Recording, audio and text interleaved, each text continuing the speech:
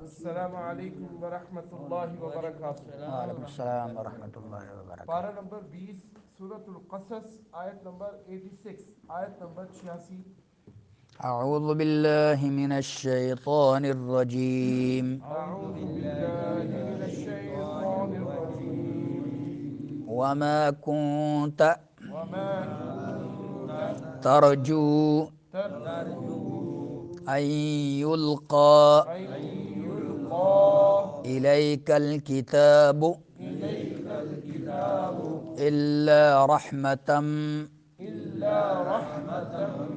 من ربك من ربك فلا تكونن فلا تكونن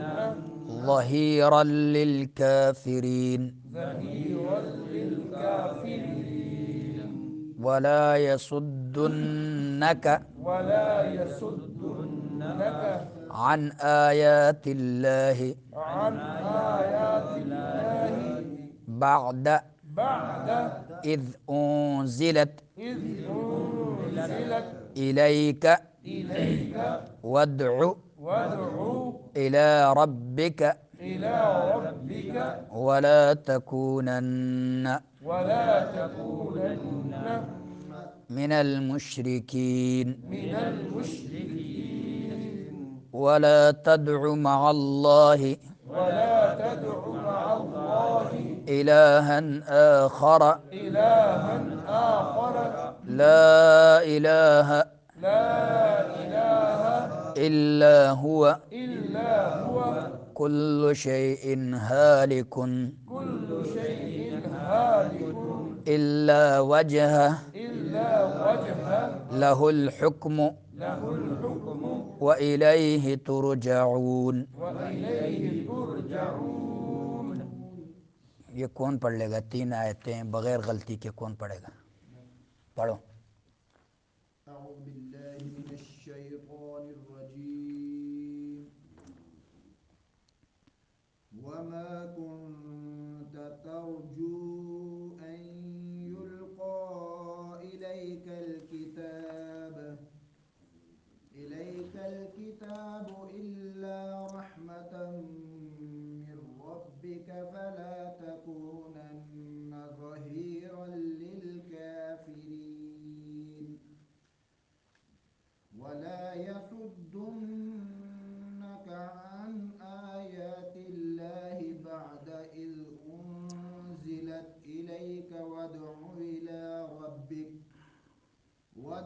إلى ربك ولا تكونن من المشركين ولا تدع مع الله إلها آخر لا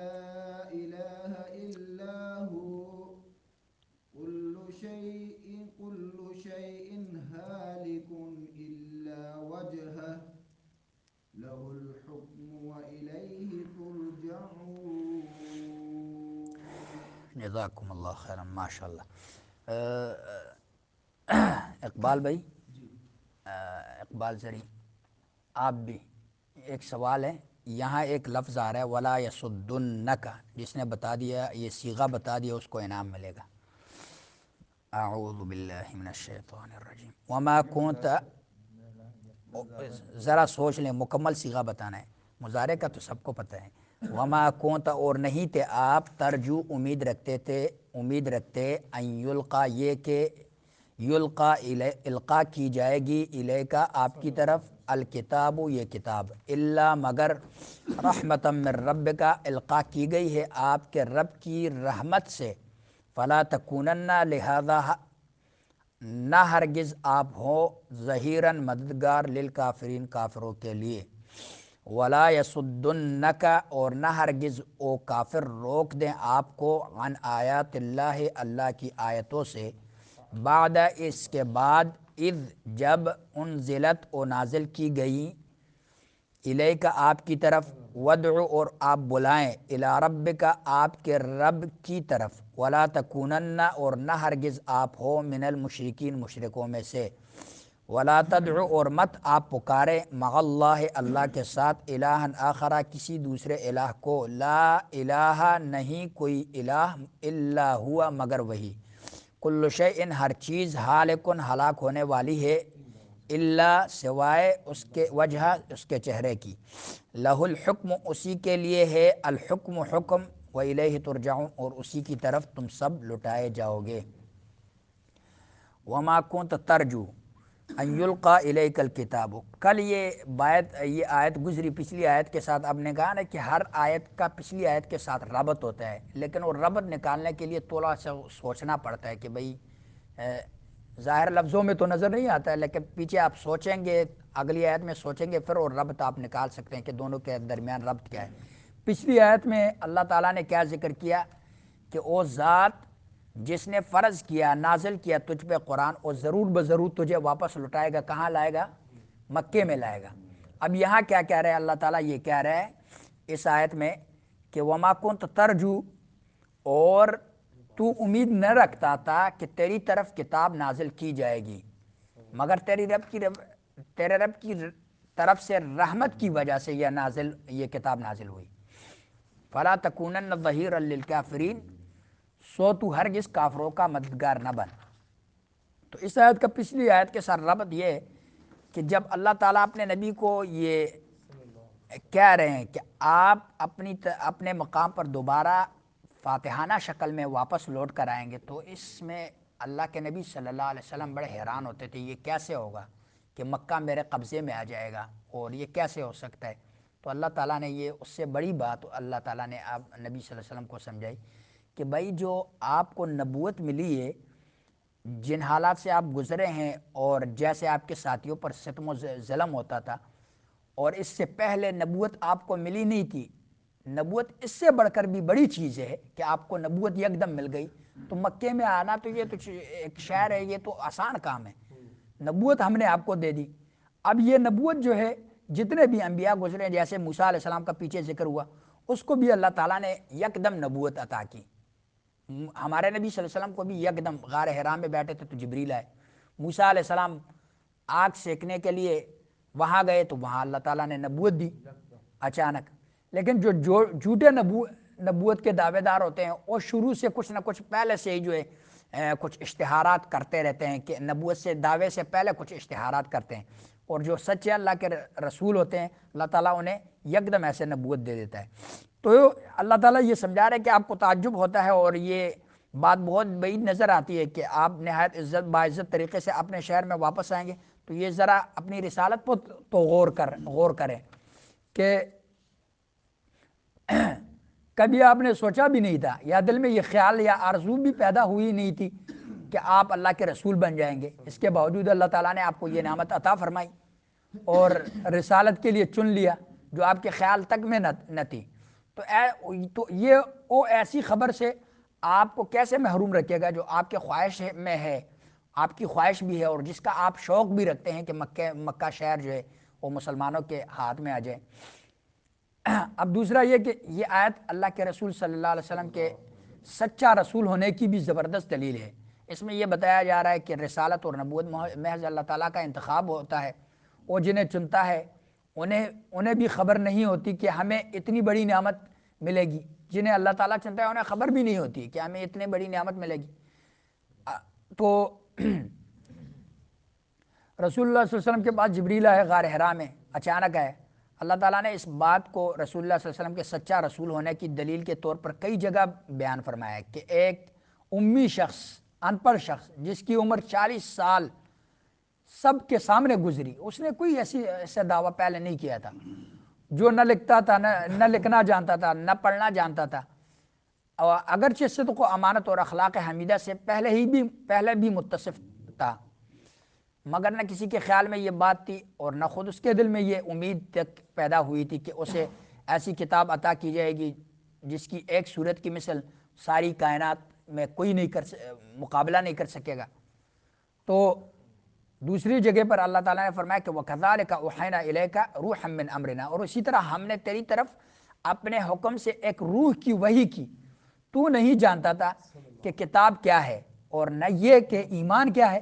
اور لیکن ہم نے اسے ایک ایسی روشنی بنا دیا جس کے ساتھ ہم اپنے بندوں میں سے جسے چاہتے ہیں راہ دکھاتے ہیں، اور بلا شبہ تو یقیناً سیدھے راستے کی طرف رہنمائی کرتا ہے۔ اور ایک جگہ پر اللہ تعالیٰ نے صراحت یہ بھی فرمائی کہ آپ غیب کی خبریں دیتے ہیں، غیب کی خبریں بتاتے ہیں جو ہم آپ کی طرف وحی کرتے ہیں۔ تلک من انباء الغیب نوحیہا الیک، کہ غیب کی خبروں میں سے ہیں جنہیں ہم تیری طرف وحی کرتے ہیں۔ اس سے پہلے نہ تو انہیں جانتا تھا اور نہ تیری قوم، یعنی کہ ایسی خبریں ہم آپ کو دے رہے ہیں کہ جن کا خبر نہ آپ کو پہلے تھا اور نہ تیری قوم کو تھا۔ یہ خبریں ہم آپ کو بتاتے ہیں، یہ اس کی بات کی واضح دلیل ہے کہ آپ اللہ کے سچے رسول ہیں۔ یہودیوں کے حالات بیان کرتے ہیں، بنی اسرائیل کے حالات بیان کرتے ہیں، نصارہ کے حالات بیان کرتے ہیں۔ کہاں سے بیان کرتے ہیں؟ وہی آتی ہے تو تب بیان کرتے ہیں۔ فَلَا تَكُونَنَّ ظَهِيرًا لِلْكَافِرِينَ۔ اللہ تعالیٰ نے کتاب و نبوت عطا کرنے کی نعمت یاد دلانے کے بعد 5 چیزوں کا حکم دیا اللہ کے نبی صلی اللہ علیہ وسلم کو۔ پہلا یہ کہ آپ کی قوم قریش اور آپ کے بھائی بندوں اور رشتہ داروں میں سے جو لوگ دین کے معاملہ میں آپ کا ساتھ نہیں دیتے بلکہ مخالفت پر اتر آتے تھے، آپ کسی صورت ان کا ساتھ نہ دیں۔ پہلا حکم یہ تھا، اور نہ ان کی حمایت کریں۔ یہ یاد رکھنا کہ یہ مکے کے مشرکین کے بارے میں آئے تھے۔ ہم نے پہلے بھی یہ بات کہی تھی کہ ہمارے اکثر اہل حدیث، بعض اہل حدیث ایسے ہیں جو مشرکین کے، مکہ کے مشرکین اور اصلی کافر تھے،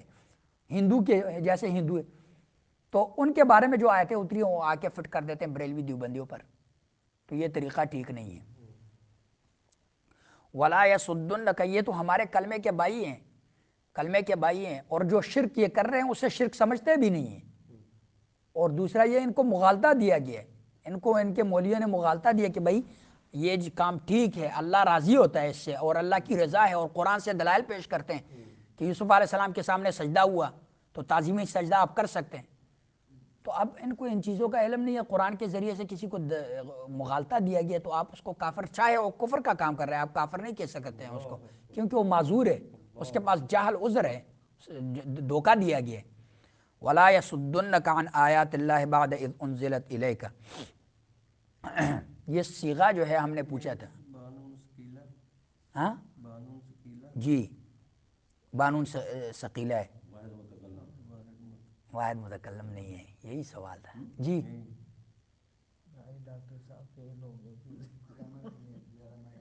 نہیں ہے جی بابر بھائی، یہ نہیں غائب جمع مذکر کا صیغہ ہے، نہیں غائب جمع مذکر کا ہے۔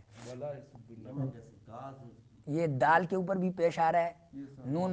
نون تاکید ثقیلہ کا ہے، اور صاد کے اوپر بھی پیش آ رہا ہے۔ باقی آپ نے کچھ ٹھیک بتایا۔ تو یہ صیغہ قرآن میں جو ہے صرف اسی جگہ استعمال ہوا ہے، باقی ہر جگہ جو استعمال ہوا ہے وہ دال کے فتح کے ساتھ، زبر کے ساتھ استعمال ہے، وَلَا يَصُدَّنَّكَ، ٹھیک ہے۔ یہاں صرف جو ہے نہیں غائب جمع مذکر کا صیغہ استعمال ہوا ہے۔ ہاں ہاں ہاں، وہ چلو انعام سے محروم رہ گئے آپ لوگ۔ ایکٹیو رہنا، روٹین سے ہٹ کے، اسی لیے تو پوچھا ہے ہم نے۔ آدھا آپ نے بتا دیا، لیکن آدھے سے تو علام نہیں ملتا نا۔ ہمارے ایک عراقی مدیر تھے، اس نے سوال کیا، کہتا ہے پیپسی کا معنی بتاؤ، 500 روپے انعام دوں گا۔ بڑھتے بڑھتے اس وقت تقریباً 15 سال پہلے کہتا ہے 10,000 دوں گا۔ کہتا ہے اساتذہ کو بھی اعلان ہے، ہاں تقریباً 150 اساتذہ تھے، کسی کو نہیں آیا، ایک بچے نے تھوڑا بتا دیا ہے۔ تو پیپسی جو ہے مخففات ہر لفظ کا جو ہے نا الگ الگ، پی پائڈ، اور ای ہے ایچ، پھر پی ہے پرسن، پھر ایس ہے سیو، آخر میں آئی اسرائیل، پائڈ ایچ پرسن ٹو سیو اسرائیل، ہر ہاں کہ ہر بندہ ادا کرو، یہ پیپسی خرید لو تاکہ اسرائیل کی حفاظت کی جائے، اس کا یہ مطلب ویسے ہے نہیں، ویسے یہ کسی نے بنایا ہوا، کسی نے بنایا اپنا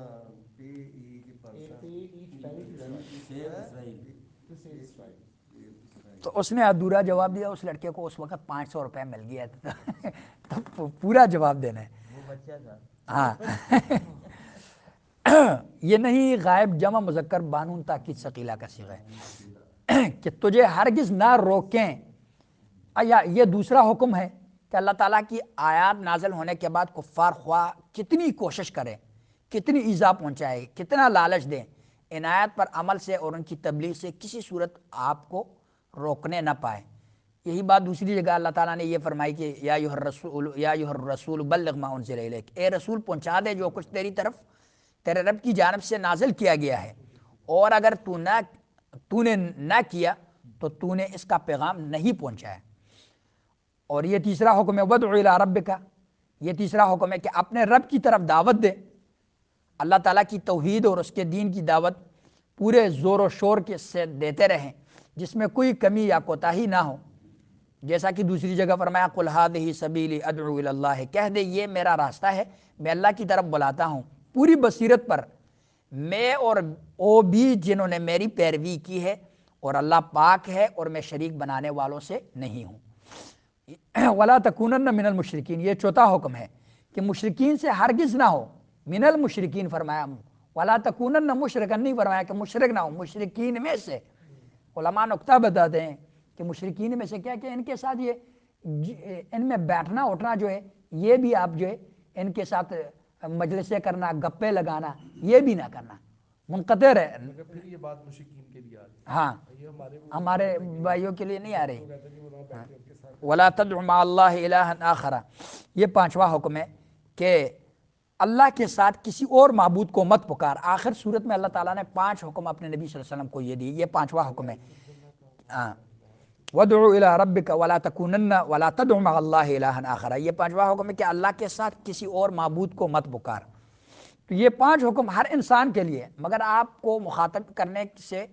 ایک تو آپ اللہ تعالیٰ نے اس لیے مخاطب کیا کہ ان احکام کی تاکید مراد تھی، اور ایک یہ کہ سنایا آپ کو جا رہا ہے مگر خبر دوسرے لوگوں کو اللہ تعالیٰ دینا چاہتا ہے، ہمیں خبر دینا چاہتا ہے،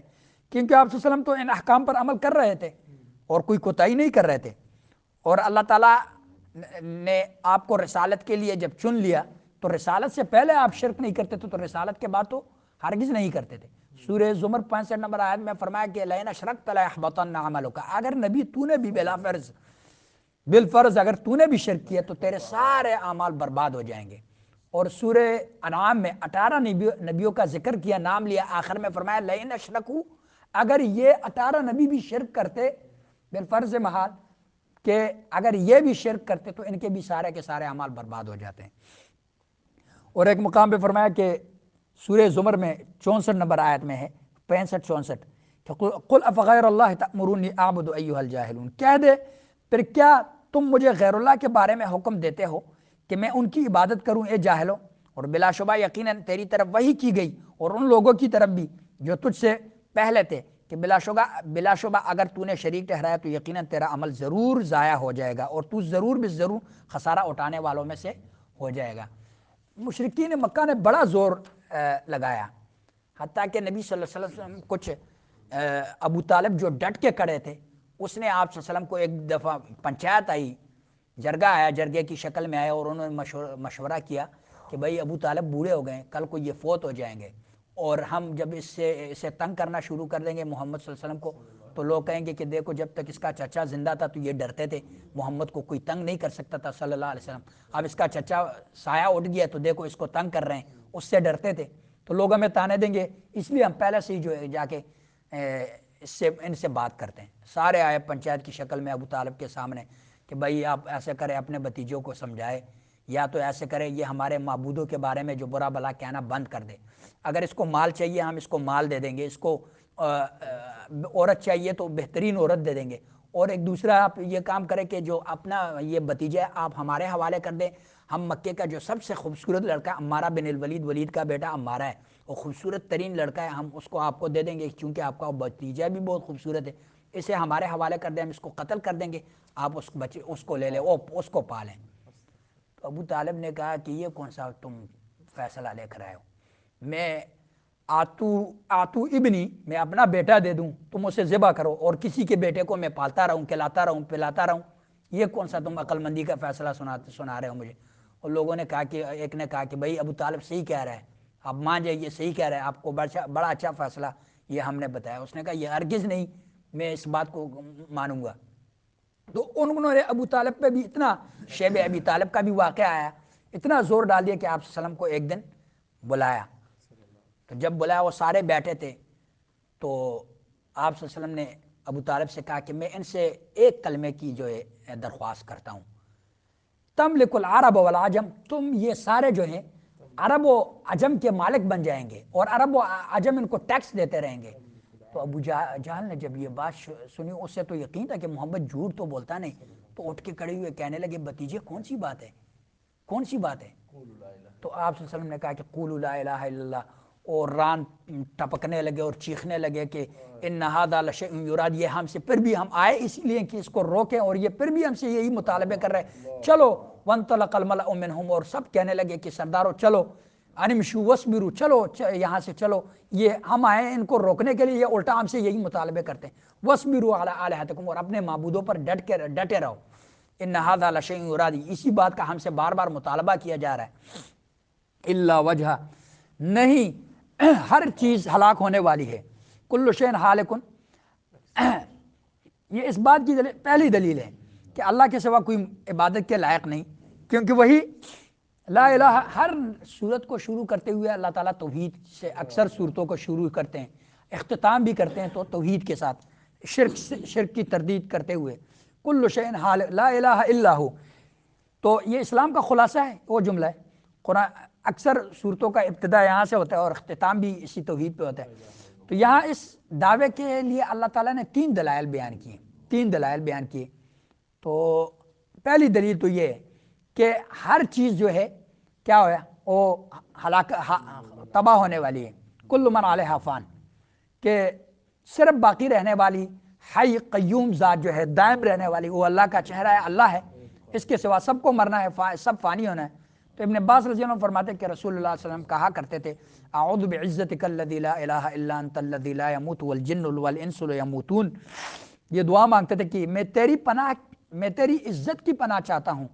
تو وہ ہے کہ تیرے سوا کوئی عبادت کے لائق نہیں اور تو کبھی نہیں مرتا، جبکہ جن و انسان مر جاتے ہیں۔ اللہ تعالیٰ نے دوسری جگہ فرمایا کل من علیہا فان ویبقى وجہ ربک ذو الجلال والاکرام، ہر ایک جو اس زمین پر ہے فنا ہونے والا ہے اور تیرے رب کا چہرہ باقی رہے گا جو بڑی شان اور عزت والا ہے۔ ابو ہریرہ رضی اللہ عنہ رسول اللہ صلی اللہ علیہ وسلم سے بیان کرتے ہیں کہ نبی پاک صلی اللہ علیہ وسلم نے یہ ایک دن یہ لبید کا یہ شعر کا وہ شعر بھی الٹا کہہ دیا، تو ابو بکر صدیق رضی اللہ عنہ نے کہا کہ یا رسول اللہ شعر ایسے نہیں ہے، وہ شعر ایسے ہے، وہ شعر سمجھا دیا کہ الا کل شیء ما خلا اللہ باطل، کہ اصدق کلمۃ قالها الشاعر کلمۃ لبید، سب سے سچی بات جو کسی شاعر نے کہی کہ وہ لبید کی بات ہے کہ سن لو اللہ کے سوا ہر چیز باطل ہے، لہ الحکم، یہ اللہ تعالیٰ کے معبود واحد ہونے کی دوسری دلیل ہے کہ کائنات میں اسی کا حکم جاری و ساری ہے، اس کے سوا کن کا اختیار کسی کے پاس نہیں ہے، وَإِلَيْهِ تُرْجَعُونَ، یہ توحید کی تیسری دلیل کہ تم تمام لوگ جو ہے اسی کے پاس جانے والے ہو اور اسی کے سامنے پیش ہونا ہے، جب اللہ کے سامنے تم نے پیش ہونا ہے تو اس کی عبادت کیا ہوگی، دوسرے سب تو خود پیش ہونے والے ہیں، پھر وہ معبود کیسے بن جائیں گے، جب ایک پیش ہونے والا ہے تو اس کی عبادت کیسے کی جائے۔ تو خلاصہ یہ ہو کہ اس صورت میں اللہ تعالیٰ نے آخر میں 5 حکم دیے اور ایک جو ہے توحید کا خلاصہ بیان کیا لا الہ الا، پھر اس کے 3 دلائل بیان کیا۔ اللہ سے دعا ہے کہ اللہ سمجھنے اور عمل کرنے کی توفیق